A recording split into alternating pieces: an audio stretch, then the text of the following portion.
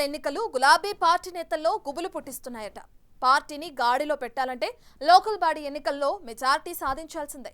విజయం సాధించి కేడర్లో నైరాస్యానికి చెక్ పెట్టాలని ప్లాన్లో బీఆర్ఎస్ ఉందట.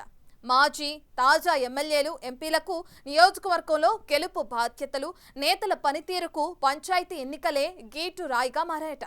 క్షేత్రస్థాయిలో పార్టీ ఏ మేరకు బలంగా ఉందో తేల్చనున్న ఈ ఎన్నికల్లో అవకాశం వదులుకోవద్దని పార్టీ నేతలకు అధిష్టానం ఆదేశించడంతో నేతల్లో టెన్షన్ పెరిగిపోతుందట.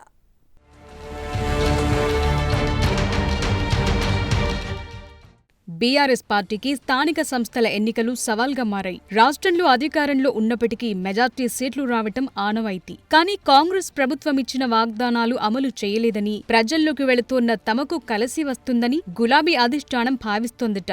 మెజార్టీ స్థానాలను కైవసం చేసుకుంటే క్యాడర్లో జోష్ నింపొచ్చని, రాబోయే అసెంబ్లీ ఎన్నికలకు మార్గం సుగమమవుతుందని ప్లాన్ రూపొందిస్తున్నారట గులాబీ నేతలు. అందుకు తగ్గట్లుగానే స్థానిక నేతలకు ఎమ్మెల్యేలు, మాజీ ఎమ్మెల్యేలకు బాధ్యతలను అప్పగిస్తున్నారు సమాచారం. అయితే ఏ మేరకు పార్టీ ప్రణాళికలు సక్సెస్ అవుతాయో అని ఆసక్తి నెలకొంది.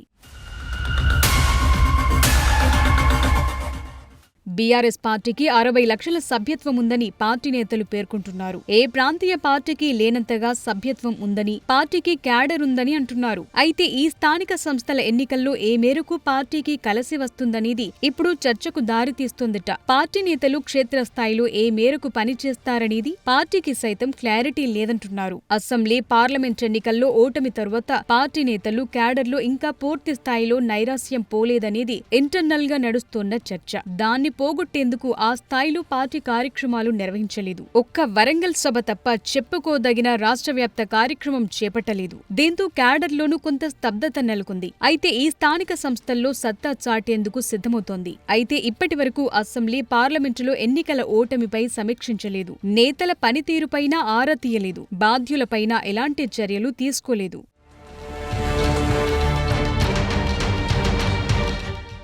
మరోవైపు నియోజకవర్గ ఇన్ఛార్జీలుగా ఎమ్మెల్యేలు, మాజీ ఎమ్మెల్యేలను కొనసాగిస్తున్నారు. నేతలపై వ్యతిరేకతతోనే అసెంబ్లీ ఎన్నికల్లో ఫలితాలు వ్యతిరేకంగా వచ్చాయని, మరోవైపు 10 ఏళ్లలో చేసిన అభివృద్ధిని చెప్పుకోలేకపోవడంతోనే ఓటమి పాలయ్యామని పార్టీ అధిష్టానమే పలు సందర్భాల్లోనూ పేర్కొంది. అయితే స్థానిక సంస్థల ఎన్నికల్లోనూ మళ్లీ వారికే బాధ్యతలను అప్పగించాలని పార్టీ అధిష్టానం నిర్ణయానికొచ్చినట్లు సమాచారం. కేసీఆర్ పై ప్రజలకు మంచి అభిప్రాయం ఉన్నప్పటికీ స్థానికంగా ఉన్న నేతలపై మాత్రం గత ఒపీనియన్ పోలేదు.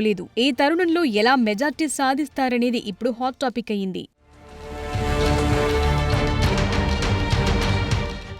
ఎన్నికల్లో ఓటమి తరువాత బీఆర్ఎస్ ఇప్పటి వరకు పార్టీ బలోపేతంపై దృష్టి సారించలేదు. పార్టీ కమిటీలు వేయకపోవడంతో పదవులు వస్తాయని ఆశిస్తోన్న నేతలు నిరాశలోనే ఉన్నారు. పదవులతోనే గుర్తింపు వస్తుందనుకున్న వారు ఏళ్లుగా రాకపోవడంతో అసంతృప్తితోనే ఉన్నారు. ఈ తరుణంలో స్థానిక సంస్థల ఎన్నికల్లో పార్టీ విజయం కోసం ఎలా పనిచేస్తారనేది ఇప్పుడు చర్చకు దారితీస్తోందట. పార్టీ కోసం పనిచేసే వారికి గుర్తింపు ఇవ్వకుండా పార్టీ కోసం పనిచేయాలని చెప్తే, క్యాడర్ ఏ పదవితో అడుగుతున్నారని ప్రశ్నిస్తే తాము ఏం సమాధానం చెప్పాలని పలువురు పేర్కొంటున్నారు.